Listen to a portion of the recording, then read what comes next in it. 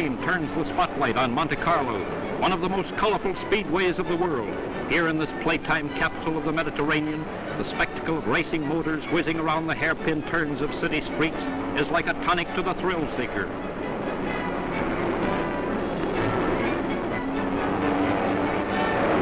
The most hazardous sport in the world, automobile racing grips drivers and spectators alike. It's the lure of the unexpected, for on the speedway, anything can happen and usually does.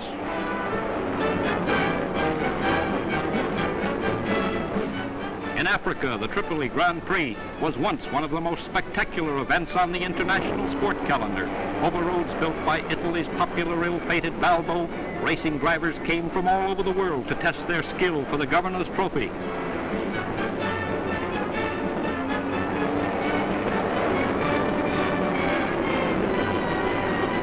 Urban natives find a curious delight in following the duels of the white man's great streamlined juggernauts. No camel of the most faithful ever fled across desert sands with the speed of these benzol-belching behemoths.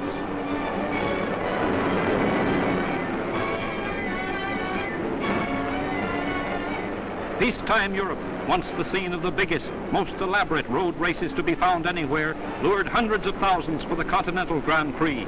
Over hill and dale, through forest and glen, the experts send their metal monsters at breathtaking pace.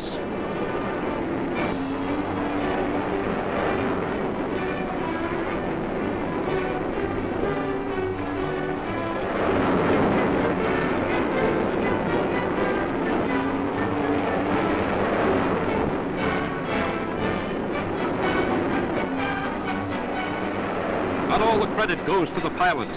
In the tire pits, wheels are changed with teamwork that's a marvel of efficiency. Every second counts.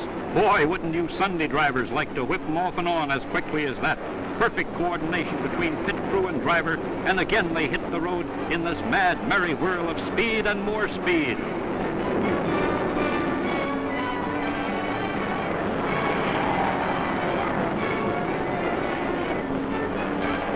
Even the cameraman takes a chance getting close-ups of these babies. Look out, brother, that's just a sample. And still they come. The winner of this classic is a national hero. No place for amateurs here. The speedway's for experts only.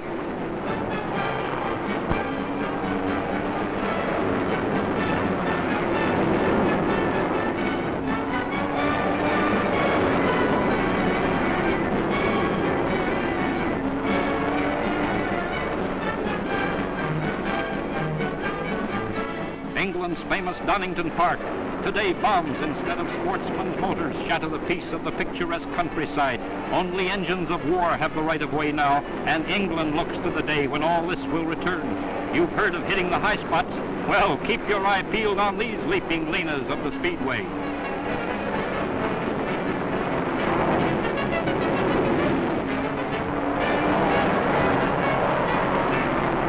In America, the dirt track is the meeting place of the speed demons. In old horse parks, at county fairs, anywhere there's a mile of oval track, the throttle pushers have a field day. Typically American prize money's the big lure here, with a bonus for the daredevil who sets the pace. Lap after lap, it's a merry-go-round of dirt and dust, and how nerves can stand the strain is nothing short of a major miracle.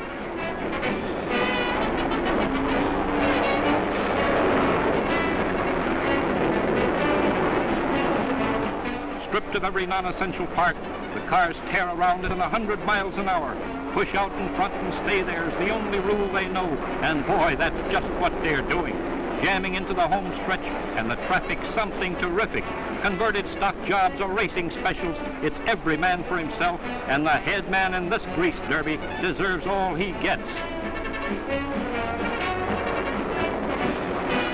Have their own speedway. Like 5 to 7 pound jobs, they develop up to 120 horsepower and can do 2 miles a minute. They're a handful to manage.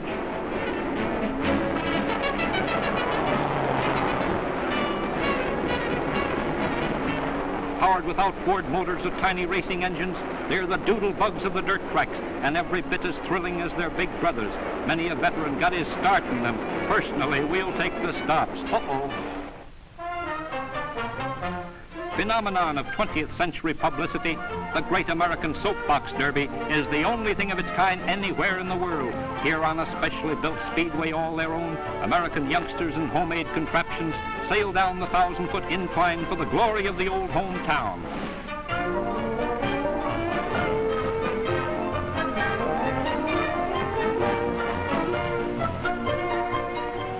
Age limits 11 to 15, speed limits 35, and some do it. Luring huge throngs to each annual derby, the Soapbox Classic is becoming a national institution. Yes, even here they sometimes crack up. Nothing serious though, and on they go toward the grandest prize of any track, a 4-year college scholarship at the School of the Winner's Choice. That, boys and girls, is a bonus worth working for.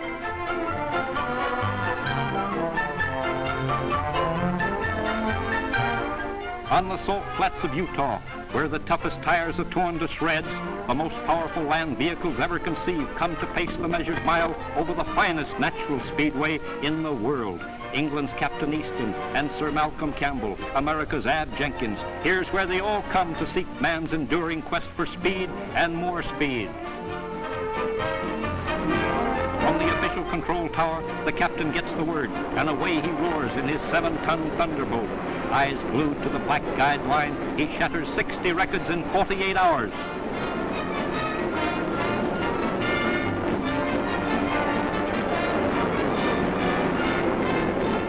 Set a record today, and tomorrow somebody comes along to break it.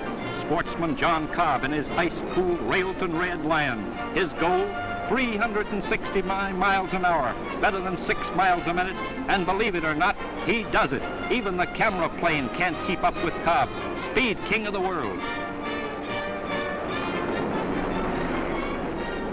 Best known automobile race in America is the 500-mile whirl around the 2.5-mile brick-paved speedway at Indianapolis. 30 to 40 streamlined Argonauts pacing the track in search of a modern golden fleece. The official car pulls out, and the thundering pack roars away for the chase. A $100,000 purse. Men will do a lot of things for $100,000, and these men earn their money cheating death at every turn. Many have been killed, but the sinister throb of powerful motors and burning oil is in their blood, and they must go armed.